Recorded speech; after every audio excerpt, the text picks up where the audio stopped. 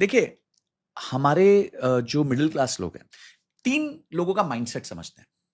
सबसे पहला माइंडसेट है पुअर माइंडसेट। पुअर माइंडसेट क्या है? आज कमाया, आज खाया। ठीक है? इनकम आई, एक्सपेंस में चली गई। 500 रुपए कमाए, 1000 रुपए कमाए, दिहाड़ी कमाई, जाके रात को पौवा पी लिया। ठीक है? ठीक है, खाना खा लिया।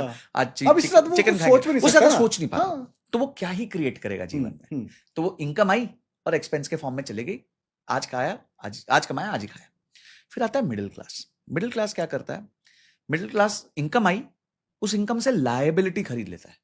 अच्छी गाड़ी खरीद लेता हूं, आईफोन खरीद लेता हूं, ईएमआई ले लेता हूं, और वो लायबिलिटी खरीद लेता है। और फिर लायबिलिटी के लिए जिंदगी भर इनकम कमानी पड़ती है, क्योंकि अब उसको लायबिलिटी चुकानी है। तो इससे भी वेल्थ क्रिएट नहीं होती।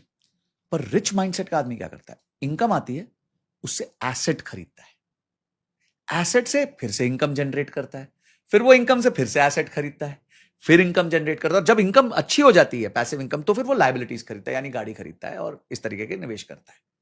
ठीक है? या रूल बेस्ड खरीदता है। अगर 100 रुपए की इनकम होगी तो सिर्फ 5 रुपए से खर्चा करेगा।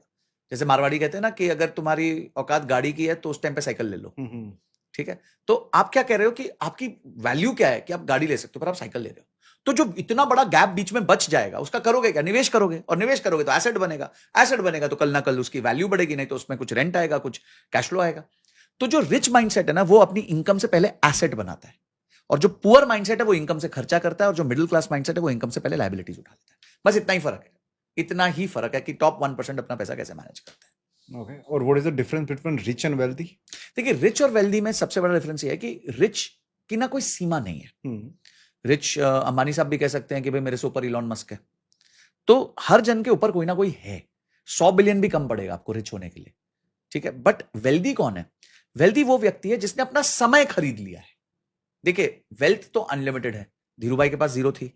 वो जब गए तो उन्होंने शायद कंपनी 2 लाख करोड़ पे या 1 लाख करोड़ पे छोड़ के गए होंगे, पता नहीं कितने पे छोड़ के। आज उनके बच्चों ने कंपनी कहां पहुंचा दी, बड़े बेटे ने 20 लाख करोड़ पे पहुंचा दी कंपनी। तो वेल्थ तो यहीं से मिली ना उनको, लेके तो आए नहीं थे 20 लाख करोड़ रुपए। वो $100 बिलियन की नेटवर्क तो लेके नहीं आए थे। तो वो यहीं से क्रिएट हो गई। पर समय नहीं क्रिएट हो सकता। वो 60 साल के हो गए हैं, 62 साल के हो गए हैं। तो उनको भी पता है कितना समय उनके पास रह गया वर्सेस 10 साल, 20 साल, 30 साल पहले क्या समय था। तो जो व्यक्ति अपना समय खरीद सकता है, यानी कि उसके पास इतनी इनकम है कि उसके खर्चों के लिए उसको काम ना करना पड़े, ठीक है, मेहनत ना करनी पड़े, ऐसा व्यक्ति वेल्दी कहलाता है। परफेक्ट।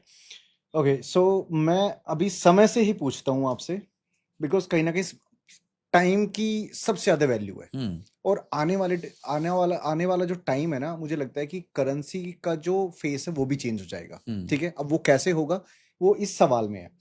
इंडिया का फ्यूचर क्या है अभी आने वाले 5 साल में? Because you have like all the expertise and all the trackers analyst, तो क्या फ्यूचर है अभी इंडिया का? देखिए,